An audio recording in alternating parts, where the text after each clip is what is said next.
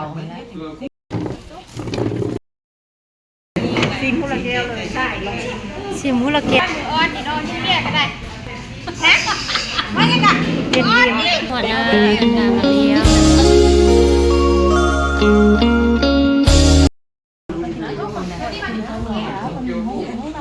ไอ้มันมีนี่เลยข้างเขาไปแล้วหัวหน้าเจ้าดีพามาเลี้ยงเขา 3 คน เขาแรง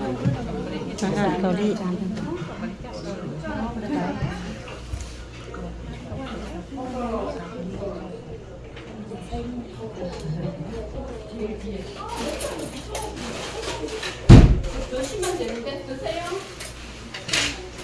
อื่นไม่ได้งาน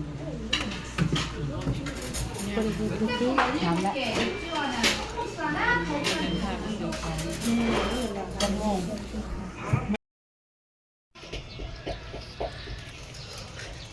หัวหน้าก็เจ้าดีครับเดี๋ยวถ้าลูกน้องกินน้องเป็นแม่นางทากิน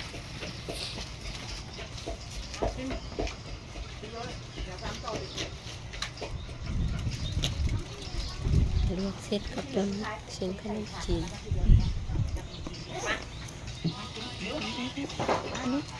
ไปกิน